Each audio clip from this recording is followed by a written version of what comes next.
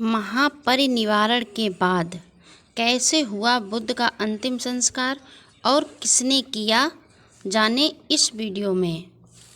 भगवान बुद्ध के निवारण प्राप्त करने के बाद सारा संसार ऐसा लगने लगा जैसे बिना चंद्रमा के आकाश, पाले से मुरझाए कमलों का सरोवर, अथवा धन के अभाव में निष्फल विद्या। निवारण का समाचार सुन आकाश से देवगण भी उनके प्रति अपनी श्रद्धा प्रकट करने लगे। उनमें से एक ने कहा, अहो, यह सारा संसार नाश्वर है। जहाँ मृत्यु के लिए जन्म होता है और जन्म के लिए मृत्यु, जो जन्म और मृत्यु दोनों से मुक्त है, वही भगवान है। देखो, ज्ञान की ज्वाला तथा यश रूपी ज्योति को आज काल ने सदा के लिए शांत कर दिया है। किसी मुनि श्रेष्ठ ने अपनी श्रद्धांजलि देते हुए कहा, यह संसार असार है, यहाँ सभी कुछ नाश्वर है। जो सारे लोकों का गुरु था वह भी आज काल कवलित हो गया। अंधकार में डूबे लोक को देखकर अनिरुद्ध ने कहा, इस लोक की गति कैसी विचित्र है।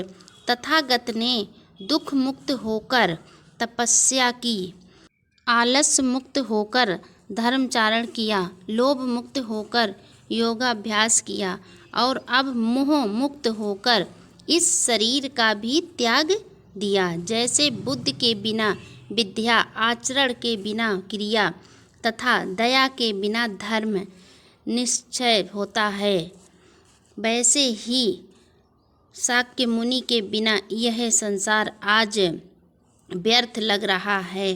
भगवान बुद्ध के निवारण का समाचार जैसे ही मल्लों ने सुना, वे भी रोते हुए वहाँ दौड़े चले आए और विलाप करने लगे।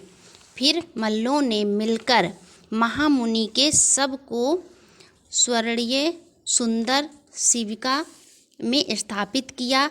विविध प्रकार की सुगंधित फूल मालाओं से भक्ति पूर्वक पूजा की। शिविका को श्वेत कपड़े से ढका और चोर डुलाते हुए उसे अपने कंधे पर उठाया। भक्तिपूर्वक भगवान बुद्ध की सब शिविका को वे नगर के मध्य भाग में ले आए।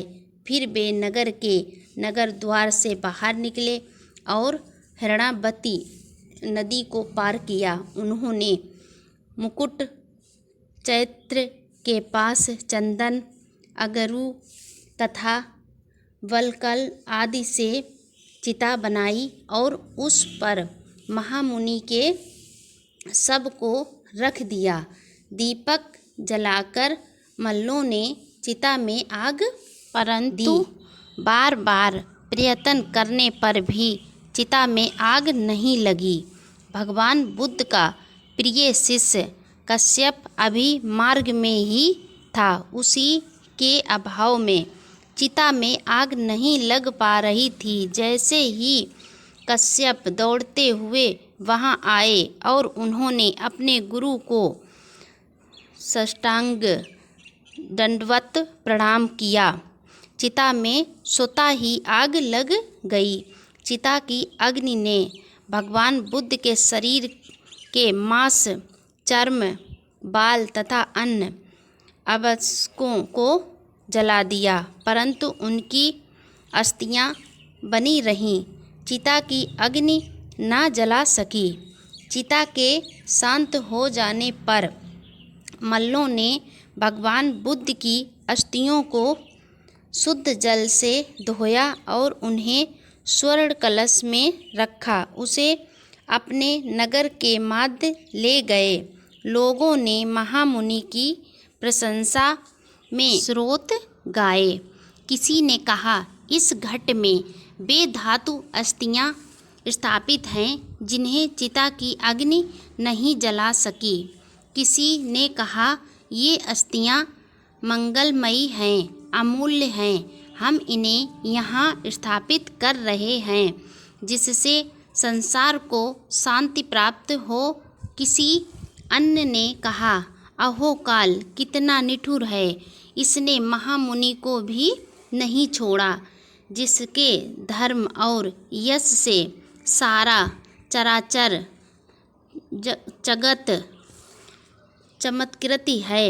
बाद में मल्लों ने अस्थि कलश के लिए अत्यंत सुंदर पूजा भवन का निर्माण कराया और उसमें अस्थि कलश स्थापित किया। कुछ समय तक मल्लों ने भगवान बुद्ध के अस्थि कलश की विधिवत पूजा अर्चना की, परंतु धीरे धीरे पड़ोसी राज्यों से दूत आने लगे और भगवान बुद्ध की अस्थियों को मांगने लगे। एक दिन 7 पड़ोसी राज्यों से दूत आए और उन्होंने अस्थियां मांगी, परंतु भगवान बुद्ध की अस्थियों के लिए मन में अत्यंत श्रद्धा होने तक अपने बल पर अभिमान होने के कारण मल्लों ने भगवान बुद्ध की अस्थियां देने से मना कर दिया और वे लड़ने की तैयारी करने लगे। दूत लौट गए और उन्होंने सारी बात अपने राजा को सुनाई। दूतों की बात सुनकर पड़ोसी राजा भी क्रोधित हुए। उन्होंने मिलकर युद्ध करने का निर्णय लिया। वे अपनी अपनी सेना लेकर युद्ध के लिए निकल पड़े। पड़ोसी राज्यों की सेनाओं ने कुशीनगर को चारों ओर से घेर लिया और वे मल्लों को ललकारने लगे। पूर्ववासी मल्ले भी संगठित होने लगे। उन्होंने विविध प्रकार के शस्त्र अस्त्र धारण किए। वीरों की पत्नियों ने सैनिकों को तिलक लगाए और रणगीत गाए।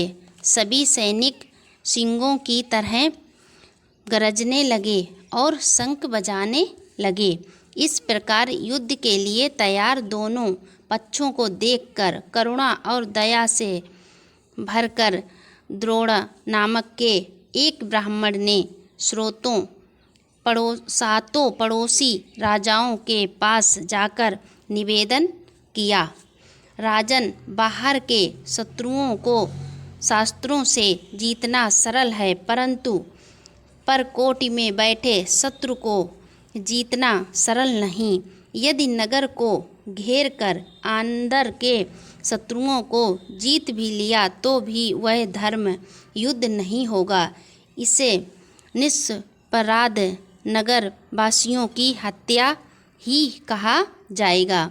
इसलिए थोड़ा सोचिए और शांति का उपाय कीजिए।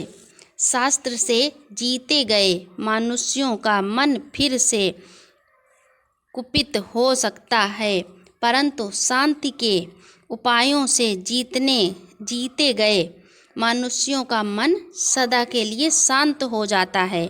आप लोग जिस शाक्य मुनि का सम्मान करना चाहते हैं, उसी की आज्ञा से, उसी के उपदेशों के अनुसार शांति का उपाय कीजिए। द्रोणा की बात सुनकर सातों राजाओं का क्रोध कुछ शांत हुआ। उन्होंने उनसे कहा, हे ब्राह्मण, आप सत्य कहते हैं।